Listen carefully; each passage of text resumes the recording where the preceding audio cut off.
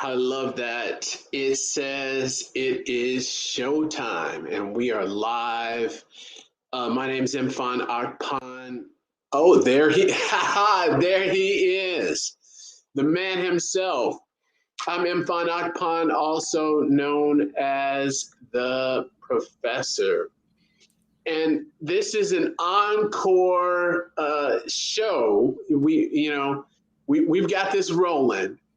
We've got a lot of feedback, a lot of good responses to the man himself, Mr. Matthadouken, who is here, the streamer Yes. extraordinaire, who's here to share some words of wisdom. You've traveled too, so I think you've got a lot to talk about. If you just want to tell everyone, just do a brief intro for those who do not know, or for those who are going to watch the recording. Okay. Hello, everybody. I'm Matthadouken. I stream on Twitch. I upload videos on YouTube. Not recently, but I'm starting to get back into it. And currently, I make TikToks, and that's been going pretty well for me. I'm glad to have myself back on the show. Thank you, Mfon, for having me. And yeah, I have been traveling a little bit. I went to California recently for a YouTube event, and I had a great time. I'm excited to be back. Oh wow! So I guess in this episode, the three things. Tell us about your trip. You've also went viral several times on TikTok. Want to hear about that? And then just the state of streaming. So Okay. want to hear your plans on streaming. So All right. Well, in that order. So in order. I went to California, to Santa Ana specifically, for it started off as a birthday party celebrating this one YouTuber I watch, Berleezy. And I wanted to be there to celebrate with the fans, but it got delayed. It was supposed to happen last December. It got pushed over to this April. And luckily for me, that was perfect because I wasn't going to be able to attend in December. So I flew all the way out to California. It was my first time being in California as an adult. I only went when I was a kid a long time ago. I barely remember. But it was an amazing experience. I got to meet with a lot of different creators on YouTube, names such as Caleb City, King Vader, Long Beach Griffey. These are all pretty big names on YouTube. So it was literally a ball. I had a great time. And I made a lot of new friends that are also starting up in their online careers. Some small streamers, some YouTubers, some people in music. So it was just an amazing time. And I was very glad I got to go and make some new friends, new connections. Yeah, kudos to you for taking that plunge and making that step. Really, an investment of sweat equity. So you're going out there, you're meeting people, you're building your network. What did you learn? Anything? What are some takeaways? What are some of the things takeaways? Well, one thing I've been struggling with before this trip was just having the confidence to put myself out there when it comes to making my content. A big wall a lot of people have to get over is the embarrassment of just putting yourself out there, being seen trying, basically. A lot of people don't want to be seen trying, and uploading stuff on the internet is no different. So just being able to be in a room with a bunch of people who have succeeded and are trying to succeed and doing the same thing that you are, it was very inspiring for me as a creator myself. And I feel like I've been able to come out of my shell. I've stopped underestimating myself. I consider myself an introvert, but when I was around everybody, I had no problem talking, striking up conversations. You know, a little bit of liquid courage helped, but other than that, it was just so natural. I feel more confident now. So and that's interesting because I hear that a lot. You hear many content creators say that they're extroverted introvert. When you say introvert, can you elaborate on that? I mean, in my free time when I'm not live or I'm not recording videos. I'm usually to myself. I'm in my room. I'm playing games, and maybe I'll go out and talk to my roommates. But that seems to be the extent of my socializing for the week. But we say, I guess the term extroverted introvert really means that whenever it's time to be an extrovert, we can flip it like a switch. But in our free time, where we'd rather be is usually just to ourselves. And, that's how I've been for a while. But it's events like these that make it easier for me to be an extrovert when I need to. Oh, that's good. And so, do you think it has been helpful um, to network, to go to these conferences? Because sometimes people, they speak negatively about conferences and things like that, or sometimes people are worried about people taking your ideas or kind of closing yourself off. So, what are your thoughts on that? Uh, so my first experience of being in a place with similar minds and creators was going to the Dream Convention last year. And if you are hesitant to be around certain people for those reasons, I really would say reconsider that, because you get a lot more than you'd feel like you're giving up. If you feel like your Okay. ideas might be taken, or you don't have to go out there and present your ideas. You can. It's great to get feedback from other people before you execute, because maybe your idea could be better. So talking to people in your space is probably the most valuable thing you can do for yourself. And these are people that have succeeded in doing what I'm trying to do. So the wisdom that they can impart to me will only make me better, is what I think. Mm-hmm. Being around people who are doing what you want to do, or who are currently doing what you are doing, is the best way to get your foot out there. The best way. You're not going to be able to learn anything more than reading something online or watching a YouTube video. You have to really put yourself out there and see what it's really like. One thing I'm going to hone in on, and I've talked to my students about this. You mentioned other people who are in different stages of their, I think you said streaming or YouTube or creator career. Mhm. So how do you see streaming? And I know there's a difference, so correct me if I'm wrong, but how do you see it as a career?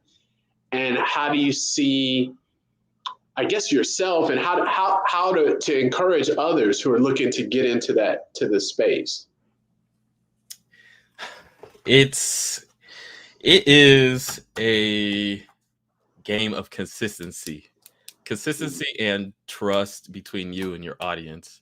Specifically for streaming, you have to let your audience know, I'm going to be live at this certain time. We're going to be doing these things, and you have to follow through. Yeah, there's times when you're tired and you might not feel like going live, and that's okay. You can let your audience know. I'm sure they'll understand that you're human as well. But you're joining a field of entertainment.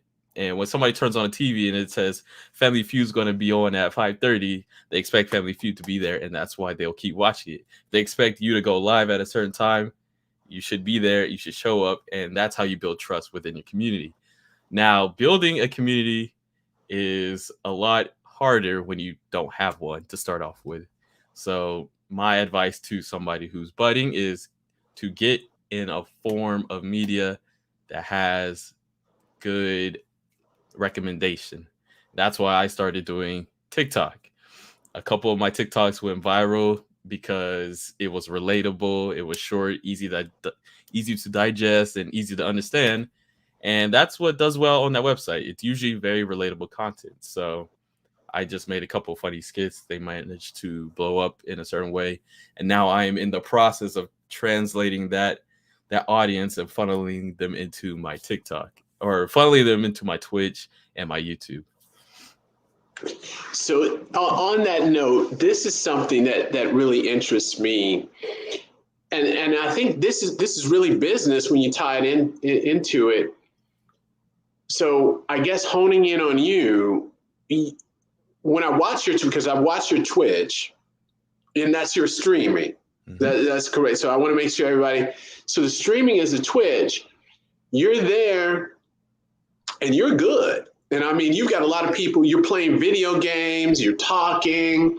People are interacting in the chat. And I don't know how you do that. You're talking. You're playing the game. You're going back and forth. Now you mentioned your TikTok, which are skits. Yes. So I guess this is maybe a 4 or 5 part question. Your TikTok are skits, which are funny, and they're really short. So what's the tie-in? You're streaming, you're laid back, you're really relaxed, you're on there for a while. Then you have these skits, you watch, I mean, some of them, 15 seconds. And then, and the one where you were in the bed and were scared or something like that's 15 seconds. And then how are you going to get the people who watch the skits to come over? And then what is your thought process to think up these skits? So there's a lot of questions, but it's very interesting.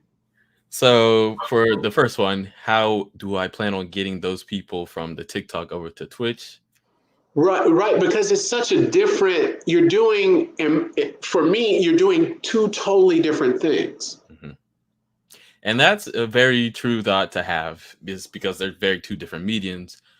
I plan on to post highlights from my Twitch again to TikTok and be able to chop it up in a way that's funny, because people are on my TikTok to laugh.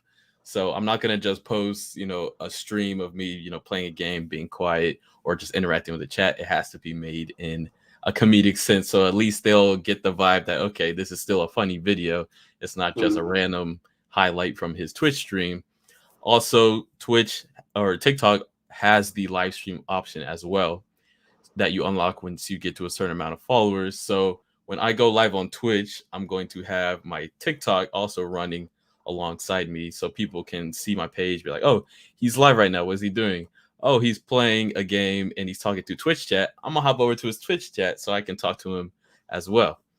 So those are 2 ways that you can move your TikTok audience.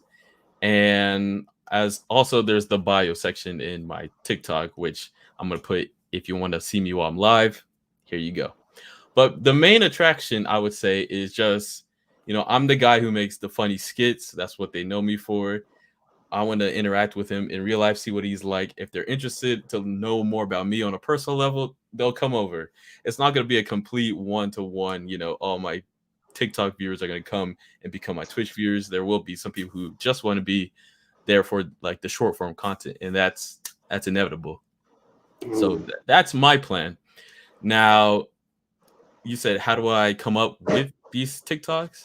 Yeah, how do you come up? I mean, it's got to be, I'm like, how do you think of these things? And does it take hours? Do you have a system? Is it planning?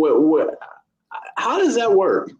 So TikTok is my least subject on my skits are usually just relatable things. So whether it's, waking up and seeing a sleep paralysis demon, or which one was my other one? I think it was like when a friend comes over and he has the plan for the party tonight and everybody gets real hype.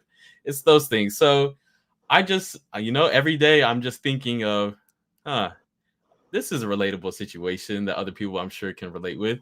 I'm gonna write this down. I have my notes app in my phone. It is filled with just ideas that I haven't made yet of just relatable.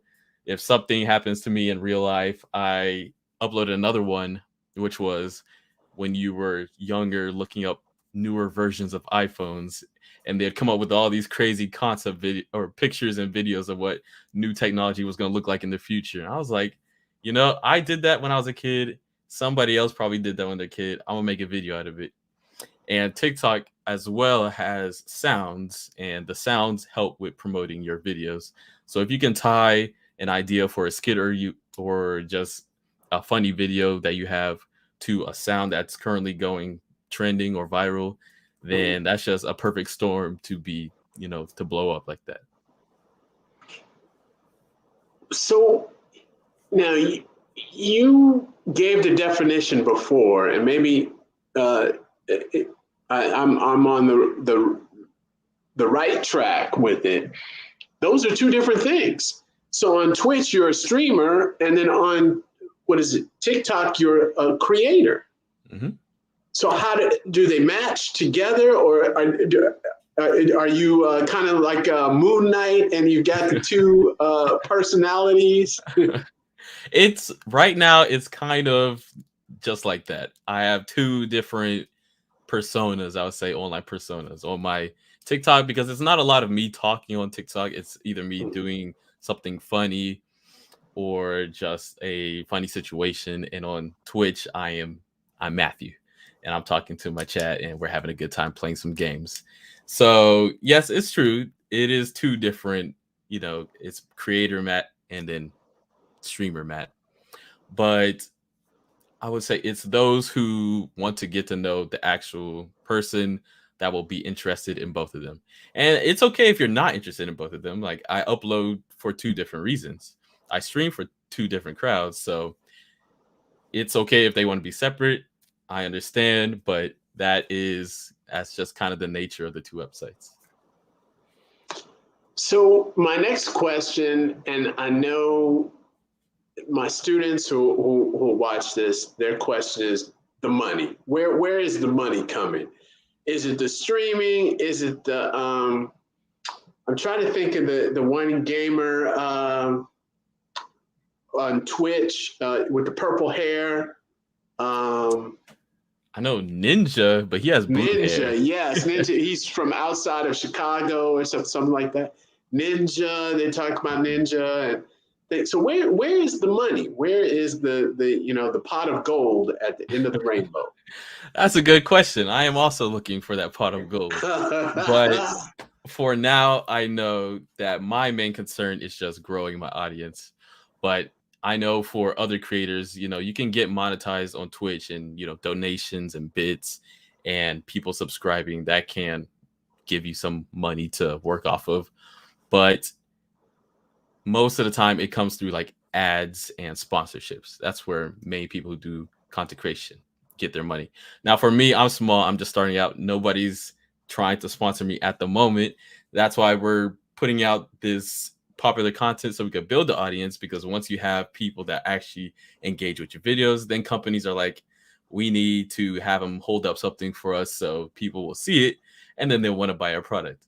That's basically how the social media sponsorship content marketing works.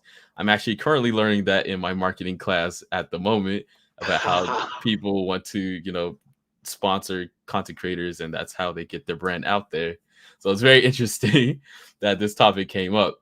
Monetizing is definitely a interesting situation for creators, though, because sometimes they get backlash from their audience. They're like, "Oh, you're selling out. Oh, you sold your soul to companies." So it's a very, it depends on how understanding your audience is. But I imagine sometime in the near future, I want to produce, merch for my community, like a t-shirt you can wear just to say, hey, I'm a part of, Matt's community. So that's in the works. If you're wondering how I plan on monetizing, first, I'm trying to think of some merchandise too.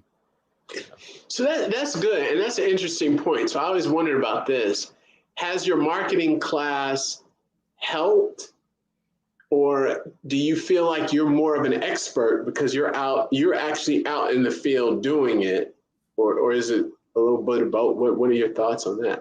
It's definitely a little bit of both. I'd say it's definitely a little bit of both. My marketing class is teaching me new skills on like stuff such as SEO and just marketing myself and how to get my name out there and what techniques I should be using. But when it comes to, we have like discussions in our class about certain topics, and I'm in a digital marketing class too. So when they ask things about social media, YouTube platforms, I'm just like, I know that because I currently use TikTok and YouTube and Twitch and all these social medias. So I do feel like it gives me a little bit of advantage in both directions, though. So that's good. So it's really tying in both ways, and you're probably helping some of your classmates and the professors because of your practical experience. So that's good. So here's the question: where do you see all of this going? There's a lot of stuff today. Elon Musk wants to buy, made an offer for Twitter. I saw that. We've got the metaverse. You know, there's all these different platforms that are out there. What are your thoughts? Where's the space move? Are people moving away from Instagram? Where do you see this going? Interesting. So first I wanted to mention, I saw that news about Elon Musk trying to buy Twitter. It's very interesting because he seems to have his hands in many pots, but social media is not one of those. So this could be an opportunity for him to try to take some stake into the metaverse in the future. I thought about that. I have no idea what he's planning or if that sale would even go through, but I saw the offer he made. And I also saw Wendy's came out with their Wendy's verse, and it's basically a virtual Wendy's where if you have a MetaQuest headset, you can go to a virtual Wendy's, order virtual Wendy's, and play basketball with their Baconator, and you can win food in real life by playing the games in there. And I thought that was very interesting. I've never seen anything like it, but I see that, and it gives me just a hope that a lot of this metaverse stuff is going to start to ramp up pretty soon, probably in the next 5 years, if I'm being honest. So I'm still in the place to where I think the metaverse is still young. A lot of things could happen. I'm still a little unsure of the direction. Right now, I feel like people are being a little conservative about how they're using the metaverse. And I understand because it's a new concept. They haven't really thought about the multiple possibilities. But as it comes to streaming and content creation, like I said, I think it's going to flip this whole website on its head. Honestly, I think content creator interactions are going to be transformed completely. I think audience experiences will be transformed. I don't know what it looks like yet, but I can just see just faintly a future of where you are actually online in these spaces. And Wendy's kind of proved that. With their Wendy's verse that they had recently made. You can win real food just by being in their virtual world. That's something that I would have just 10 years ago. I would have been like, huh? You go to a virtual Wendy's and you get real food. Why don't you just go to the real Wendy's and buy the food? But people are doing it. People are showing up to these places. That makes me think of Burger King. Burger King came out with a video game with the King, and they had a video game, and that helped to turn around their sales, as well. So this is the metaverse with Wendy's. So that's a smart move. And so let me ask you this: there's a lot of talk about Facebook, Instagram is in trouble. Do you think TikTok is it? Is it going to take over? And what's funny is that when I was in classes with students I want to say the end of 2019, and I would talk about TikTok, they would laugh. I mean, literally, my students would say, well, have you heard of TikTok? They would just laugh. But now everybody's got a TikTok. And so do you think Facebook or Instagram is dead, or is TikTok a fad, or is that going to be the new creator platform? Instagram, I think it's going to be okay, at least for now, because I still use Instagram, and Instagram, since it's owned by Facebook, I think they'll have to change their formula in some way, because I don't use Facebook at all. I think I might use it just to sell a couple things on Facebook Marketplace, but really, I'm not on their app at all. Instagram, I'm more on their app, and TikTok is definitely changing the future. Like I was reading from my textbook yesterday, and there was a whole chapter on TikTok, which I Your thought was professor's loving it. I thought that was insane. I thought that was insane. I was also laughing at TikTok not too long ago. I was like, I will never be caught on that app. And then I saw a funny video. I was like, okay, well let me go check it out. It asked me if I wanted to download the app. I was like, okay, I'll download it for maybe a week and then I'll delete it again. And then I was too deep. I was already too deep. And now look at me. I'm making videos on the app, just powering the app. And You there see? there's companies on the app that have their dedicated staff members to make content for the app as well. Oh, So really? yeah, so it's just caught everybody by surprise. I believe TikTok is going to continue to succeed. I'm not sure about Facebook, honestly. They're going to have to change something up. That's what I do know. And I wanted to bring up one more example because I didn't get to mention this earlier, but I Uh-huh. recently started playing Fortnite again. I took like Okay. I took like a year gap, and then when I got back onto Fortnite, I could barely even recognize the game. There were there were skins for celebrities. I saw Silk Sonic, which is a music group. They Uh-huh. had their skin in the game. They had their music in the game.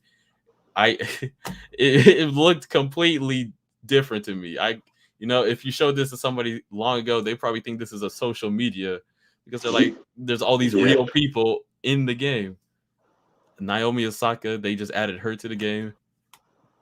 I just wanted to mention that because that was something that crazy realization I No, that had. was a great point to bring it back to the metaverse because many people use Fortnite as a current use case for the metaverse because you can get into Fortnite and from what I understand, many people just hang out. They hang out in the in Fortnite, talk to people, go different places. So you're in a virtual space. So that's something when they talk about the metaverse, that's metaverse light, right? So it's the introduction to what it could be like. So yeah, that was a good point. That was a good point. Um, we talked about, I think last time, there's sites you can go to, spatial. I did a video on spatial. It's a meta, so it's a web, web VR. So you go on to the website. It's immersive. You can go into. They had they have a lot of NFT galleries, and they have worlds that you can go into. And I went into. They had an NFT gallery. You could buy the NFTs to support the Ukraine. Wow. And you go in there and there's people from all over the world that can go in. You create your avatar, you go inside, you can move around with your avatar.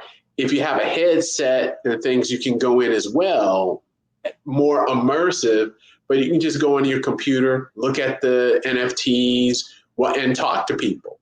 Or you can, like you were mentioning, Fortnite, you can meet friends. So we can say, hey, let's meet in spatial in such and such room, and we can go around in it. Like we could have this, we could record this broadcast inside spatial with our avatars moving around. So those things are there. I think that's a good point, and how it's tied in with the gaming. And you made some good points about how we don't know how it's going to look because you get all of these different platforms and different ways or approaches to it. Some are gamified. Spatial started out as a business application, and then they pivoted. They still have a brainstorming room, but they pivoted to really have it's like an NFT galleries where you can go Mhm. in and virtually look at NFTs. So there's so many of these different things. I think it's really interesting. My next question for you is, what is your number one platform? So you mentioned YouTube, you mentioned Twitch, you're on TikTok. So what is your number one platform? And are you looking at other platforms? I know there's Triller. There's I got to look at my phone because there's so many of there's a fan base and things. Are you looking at any other ones? Currently, I would say my number one platform, as in my top performing, is obviously TikTok. So until I have any other reason to not prioritize TikTok, let's just say if my Twitch blew up or if YouTube did, then I would definitely pivot to a different website. A newer website, I don't know. I don't know unless something crazy happens and there's a huge boom in the audience on a foreign website like it was for TikTok, then I would pivot because that'd be an emerging market. But for now, it's definitely going to have to be TikTok because I have the most engagement on that website, and the return for my work I put in is much greater. I recently, actually today, I just filmed a YouTube video, so I will be trying to get those put out more frequently. And in May, I'll start live streaming again on Twitch. So we'll see what the future holds for me. But right now, definitely TikTok is number one. Well, I gotta say that I believe the future is really bright, and really I was really impressed with the Twitch when I first watched one of your streams. I'm not a big Twitch person, and then I went on there, and it was interesting. And then watching it, and then looking at what you're doing, then I'm saying, well, wait a minute, this is hard. I'm like, how is he? Because you had so many people coming in. And then you were playing games, then you were talking, then you were in the chat, and then you were just kind of, and you were real smooth about it. It was just really laid back, and it was very entertaining. So I could see that. So you've got yourself really like Moon Knight. You got the dual personality, Steven and Mark. You got and then you're I don't know how you come up with those really short, and they're short on TikTok. It's not like a 6 minute, it's something, and it's funny. You look at it and you're like, wait a minute, this is so. So I think the future is very bright. Keep moving and pushing with it, and it's an inspiration to others because, like I said, my students, many of them watch this. Many of them will tell me after the fact, like, oh, I saw your video and I saw this. And so it really inspires them. And many of them, especially what you mentioned about, being embarrassed, getting yourself out there. And when you see someone else out there doing it, that's an encouragement as well. But also many of them, they don't understand the mechanics of it, right? And many times they don't understand. So I think that's very helpful as well. So I'm going to be respectful of your time. We're a little bit over. Where can people watching the video, where do you want them to connect with you? How can they connect with you? All right. So if you want to connect with me personally, you can DM me on Instagram. My name is just @Matthadouken on Instagram. If you want to see some of my content, it's Matthadouken on TikTok and Twitch and YouTube. So I just kept it nice and simple, just kept my name the same. And before we head out of here, I also wanted to congratulate you, Mfon, for hitting 1K subscribers on YouTube. That is incredible, man. Yes. Oh man, it is. It's not easy. It's not easy. The next hurdle is the 4,000 watch hours. You can get it. You can get it. And you think about it, and you think and I like when you said career, focus, dedication, networking, consistency. It's hard, and then and it's different levels, and you may see people doing it, you may see the channels, but there's a lot of work, a lot of dedication, a lot of love put into it. So, and I thank you for coming on and showing some love to the channel as well. My pleasure. So, yeah. So for those watching, so I'll have all your links and everything will be in the description. where they can get in touch with you and look at some of your great and amazing content. Again, thank you so much for watching. We got Matthadouken here, should I say streamer or creator extraordinaire? Or Whatever you want to grace me with, it is perfectly fine. I'll go with streamer extraordinaire. And make sure to follow, like, and share, and comment. Let him know what you think about his content. And if there's anything else you'd like to hear, leave it in the comments, because I got to tell you this before we go. We had there were some comments about, a lot of great comments about your last visit and about some of the things that you were talking about. And that's really, I wanted you to come back, especially after you've traveled, and to share some more. So thank you, everyone. Make sure you like and subscribe.